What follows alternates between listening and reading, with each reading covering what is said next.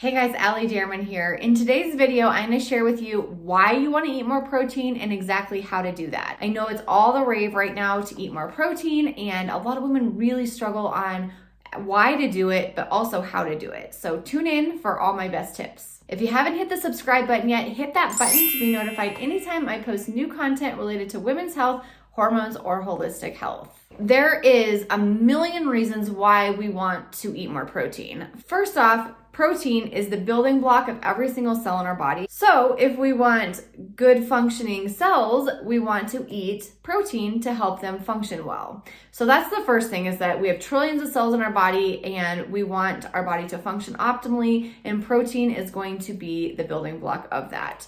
So protein is important for that. The second thing is eating enough protein is essential for building muscle mass because it triggers the production of peptides, which are hormones that actually suppress the appetite and make you feel full. So a lot of women who are wanting to lose weight, struggling with stubborn weight loss, adding a little bit of extra protein can actually be beneficial for that, as well as it's the most thermogenic macronutrient.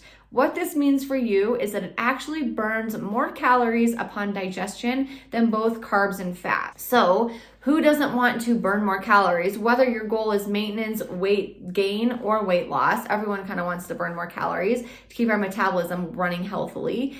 And protein actually just upon digestion burns more than both carbs and fat together. So protein for the win. The next thing that protein does is it helps us to balance blood sugar. It acts as a buffer for that insulin response that happens after we eat carbohydrates and sugar. So what we want to do is eat about 20 to 30 grams per meal, in addition to about 8 to 10 grams of fiber and about 1 to 2 tablespoons of healthy fat. That's the best way to keep our blood sugar stable and balanced, which is a master hormone. So will lead to healthier sex hormones, more balanced blood sugar, hunger, energy, cravings, mood, and sleep in check, and all over just feel better. Protein also contains amino acids, which are the raw materials or neurotransmitters like serotonin and dopamine, which are our feel-good neurotransmitters. So a lot of people feel anxious or depressed, low motivation, apathy, foggy in their brain, those types of things, which can actually be a deficiency of serotonin and dopamine sometimes. So getting enough amino acids from protein can be really helpful in helping support our brain health and our mood health as well. Okay, so the general recommendation for the amount of protein that people need is about 0.8 to 1 gram per pound of body weight. So if a person weighs 140 pounds, their ideal range here would be 0.8 to 1 gram per pound of 140 pounds. So that's the general recommendation. For those of you who maybe have been getting in far less protein than that, closer to something like 50 or 60 grams, which is actually not that unusual for a lot of women, then eating that much may feel like just the biggest chore of your life. So what I recommend doing is start somewhere. Usually making your goal at about 100 grams of protein a day is a really solid place to start.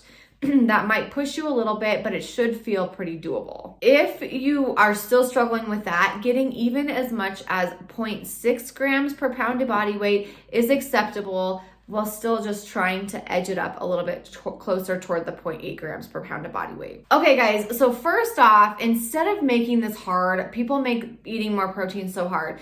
First, I want you to look at the protein that you're actually getting. So I always have my patients tell me, okay, what's your breakfast look like? And they're like, okay, I eat 1 egg and 2 slices of sourdough bread. Okay, instead of the 1 egg, could we do 2 eggs and maybe an egg white? That'll increase protein by about 12 grams right there, just right off the bat.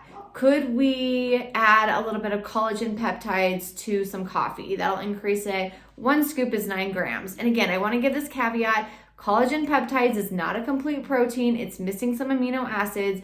But for those of you who are struggling to get protein in, I think it's a start that we can use.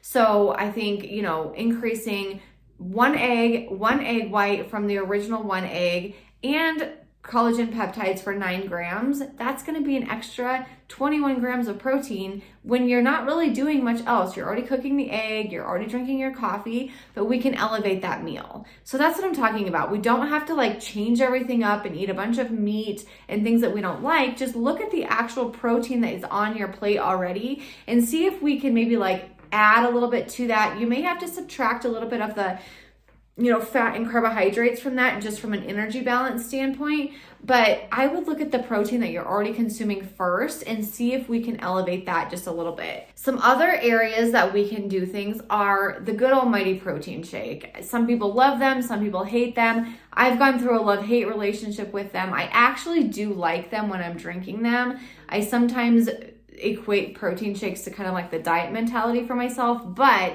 they are delicious actually, and you can make them super good. They have a myriad of different amazing tasting protein powders out there, all kinds of fancy flavors now. You can put in peanut butter and honey and fruits and nuts and seeds and flax seeds and chia seeds and all kinds of amazing things, vegetables like rice, cauliflower, and spinach. So you can really elevate your protein shake to exactly the nutrient needs that you need, which I think is a super amazing way to be super customized. So for that reason, I actually really do like protein shakes. If you're totally averse to them, fine, don't have a protein shake. You absolutely can get to 100 grams of protein without doing that, but it is a super easy way. When I'm having a protein shake, I generally try to do about 1.5 scoops to 2 scoops of protein powder because I'm going to go for it. I'm going to get the most bang for my buck there. So I definitely want to try to get about 40-ish grams of protein per protein shake. And that, again, just helps me feel like it was more worth it anyways, and it makes me full. The other thing about protein shakes and protein powder is the digestibility component of that.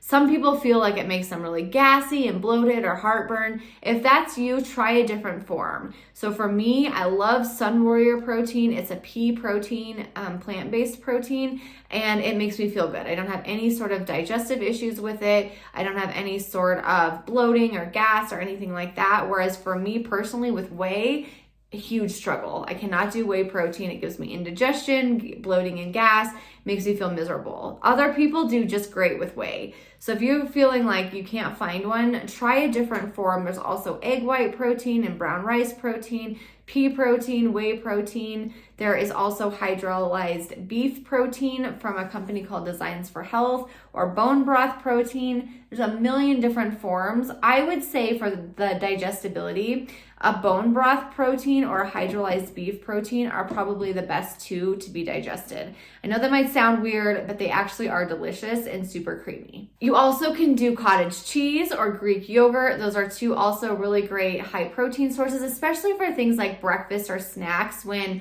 we're maybe not wanting like an animal protein. I think those two are great options. Also remember, kind of going back to the protein powder, you can add that to things like oatmeal or baked goods like muffins or those types of things too. So remember that you can add protein powder to other things. A lot of people put protein powder even in their coffee to kind of flavor it up and give it more protein. Cheese also, remember, is a protein food. You want to, again, look at your consumption of dairy. If that's a trigger for you, making you feel gassy or bloated, just watch that a little bit. Quinoa or protein added grains. So if you go to the grocery store, there's like chickpea pasta, like the Banza pasta. You really can find high protein versions of almost everything, even bread. There's high protein versions of things. So look at that. And then obviously we're going to get into lentil and beans, which have a bunch of protein in there as well as carbohydrates.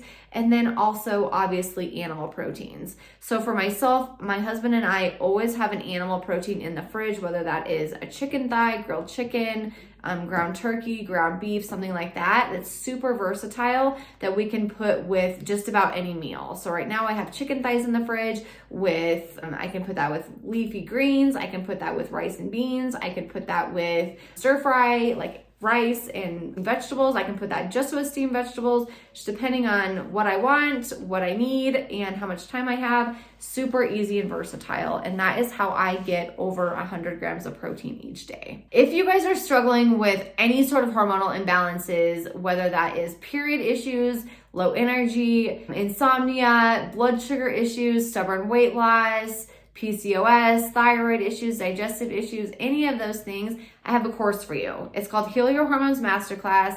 I've had hundreds of women go through it and had amazing results learning how to heal their hormones holistically with my 5 pillars to hormone health. In this course, you'll learn that, as well as what signs and symptoms are of each hormonal imbalance, how to know which one you have, how to test your hormones, all the different things that you need in a really comprehensive way. It's totally DIY and on your own time, so you can get through it at your own pace. You can find more information about that on AllieDamron.com/heal.